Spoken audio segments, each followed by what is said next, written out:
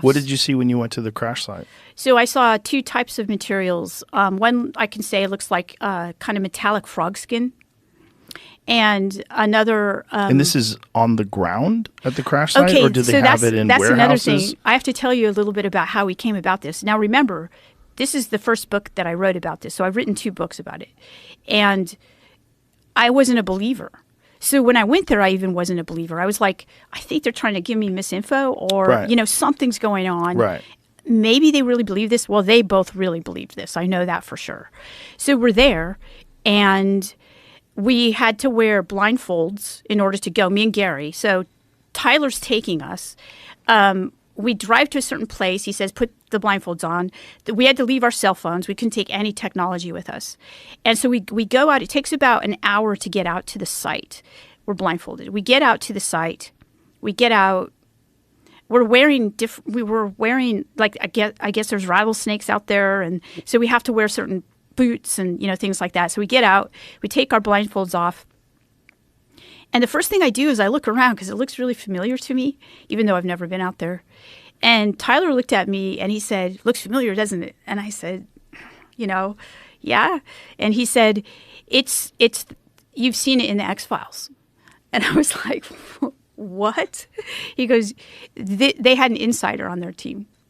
And I honestly thought, okay, this actually fits into my research that, we learn everything we do about religion from media. Like, you want to know what, Moses looked like, you just watch, the 10 Commandments and things like that. Like, it's not true, of course, but that's how most people learn about their religions. And so this made me understand this is what's going on. It's like people are believing this through this, and then I'm coming to this, and I'm going to confirm that it indeed looks like this, and it is a crash site.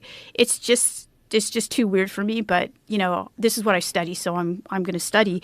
But that gets to your point, like, how did we get this stuff?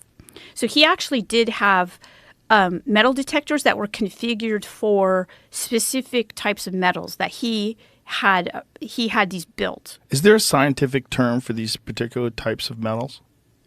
They're called metamaterials. Metamaterials. Yeah. What? I think that's just a fancy word for saying we don't know what this is. Mm-hmm. Frankly, because they're meta. Okay. Right? And they're layered in some sort of a way where it's like literally like atom upon atom. Yeah. Well, I don't actually know the science of it. I just know what these guys tell me because, they're doing the research at, their laboratories. These people are very cagey about it. Like Jacques Vallée was very cagey about the way he was willing to describe it and the way he was willing to describe these things. It's almost like they don't want to blurt out too much because it'll cut off access. Okay, so that could be. But I know that the reason that I don't want to is there's some type of national security issue, and I am an American. Right. So there's something like that going on. Right. Especially if someone else can figure out how to use these things. Yeah. So when you go to this site, do you see the physical ground where this thing hit?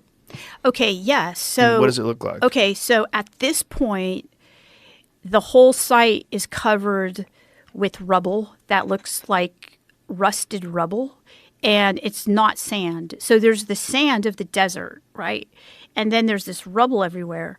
And I'm stepping on the rubble, and I'm kind of looking at it. And How big are these pieces? Well, this is all just like less gravel? than sand. Yeah, it's like gravel. It's like, and so I asked Tyler, "What's this?" And he said that after the government retrieved the crash, and they didn't want anyone out here looking. So what they did was they dropped a bunch of tin cans out here in the 1950s, and these have disintegrated down into this rubble. And so I put that in my book because that's what he said. And when I put that in my book, the editor of my book said to me, "You can't say this because it's ridiculous."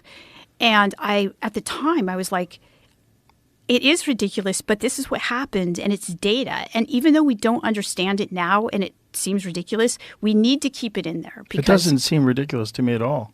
Well, this is a person who absolutely, the editor, who absolutely doesn't believe in UFOs at all, but knows that I'm doing good work on a new type of religion, therefore is keeping the Oxford brand, Oxford University, straight and narrow.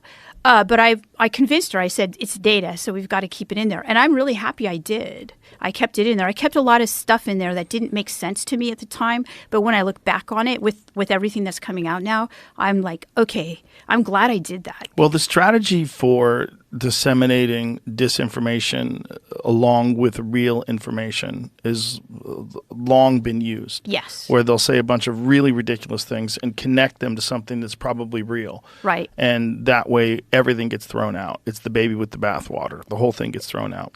Totally. And if you have a site where they've picked up these anomalous metals that defy our understanding of metallurgy, and you're calling them metamaterials, and no one knows where the hell it comes from, what's the best way to confuse people? Well, just throw a bunch of regular metal everywhere. That's right. That's exactly right. Just throw tin cans. But we were out there all day. So we were out there for probably 10 hours. And I know, so at many points in the day, Gary and I would go aside and kind of confer without Tyler listening and saying, is this a setup, And so he goes, well, let's just try to find some stuff and I'll analyze it and I'll tell we'll tell you. So do you notice that the ground has been disturbed? Is there an indication that something hit there? Yes. So Tyler took us and showed us everywhere. Like, he's been a part of this retrieval site for like 40 years or so. And he knows the people that, like the original people and the story and everything like that. So he gave us a tour of the whole place. And we found parts, by the way, and some of the parts were so deep down into the ground, like there were rocks and things like that. And Gary, I'm afraid he's going to get bit by a rattlesnake, frankly. He's putting his hand down there and, spending like hours at this one place trying to get something. He found some things there. And I thought, if people are trying to fool us and put things down, they did a really good job, because they would have had to come here like a year ago or something and put that down there. So honestly, that's my personal opinion, is I don't think that this was put out there for us. We did find things. What's interesting to me is that after we found these things, and we did all this kind of data collection and everything at the site, very much like anthropologists do, by the way, documenting what we found, when we found it, what it looked like and things like that, and putting it into special containers. Then I was like, I don't want this. I don't want any of this stuff. And they both looked at me and laughed.